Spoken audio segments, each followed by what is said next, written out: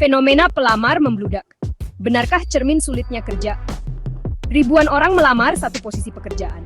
Apakah ini benar-benar pertanda bahwa lapangan kerja sulit didapatkan? Fenomena ini memicu kekhawatiran.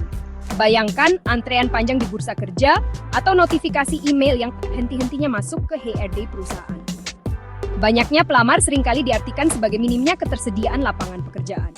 Para pencari kerja, terutama lulusan baru, merasakan tekanan yang luar biasa. Namun, apakah banyaknya pelamar selalu identik dengan sulitnya lapangan kerja? Mungkin tidak sesederhana itu. Ada banyak faktor lain yang perlu kita pertimbangkan sebelum mengambil kesimpulan. Angka yang besar tidak selalu mencerminkan satu-satunya kebenaran.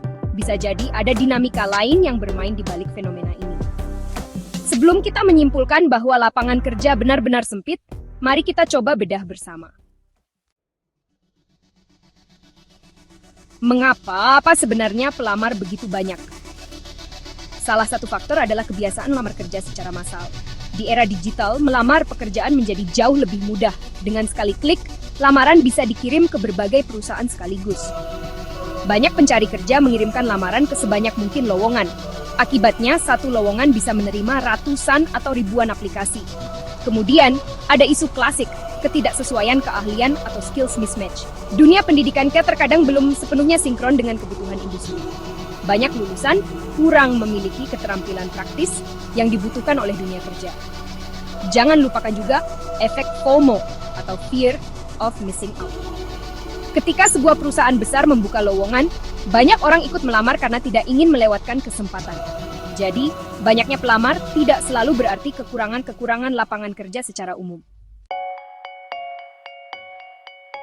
Ketika lapangan kerja sulit didapatkan, pengangguran menjadi konsekuensi yang tak terhindarkan.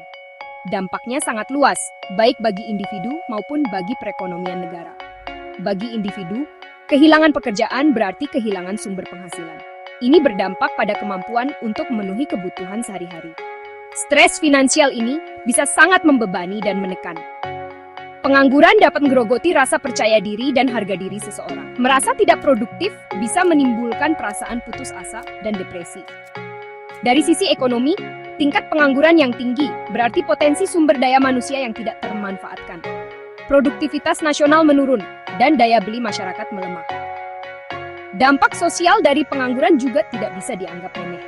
Tingginya angka pengangguran seringkali berkorelasi dengan meningkatnya masalah sosial. Melihat kompleksnya masalah ini, solusi yang dibutuhkan harus komprehensif. Pertama, mari kita lihat dari sisi pendidikan. Sistem pendidikan kita perlu terus beradaptasi dengan kebutuhan zaman. Kurikulum harus lebih relevan dengan dunia industri. Pendidikan vokasi dan politeknik perlu diperkuat agar lulusannya siap kerja. Program reskilling dan upskilling menjadi sangat penting. Dunia kerja terus berubah dengan cepat, terutama karena perkembangan teknologi. Pemerintah dan sektor swasta bisa bekerja sama menyediakan program pelatihan yang berkualitas. Pengembangan usaha mikro, kecil, dan menengah atau UMKM juga merupakan kunci penting. UMKM adalah tulang punggung perekonomian Indonesia dan mampu menyerap banyak tenaga kerja. Mendorong semangat kewirausahaan juga tidak kalah penting. Masalah banyaknya pelamar dan tantangan pengangguran bukanlah persoalan yang bisa diselesaikan oleh satu pihak saja. Ini adalah benang kusut yang perlu diurai bersama-sama melalui semangat gotong royong. Diperlukan komitmen jangka panjang dan kerja keras dari semua elemen bangsa. Pemerintah memegang peranan sentral dalam menciptakan kebijakan yang kondusif. Ini termasuk regulasi pasar tenaga kerja yang adil dan investasi dalam infrastruktur pendidikan. Sektor swasta juga memiliki tanggung jawab besar. Perusahaan diharapkan berkontribusi dalam pengembangan sumber daya manusia. Terakhir, peran masyarakat dan individu juga tidak kalah pentingnya.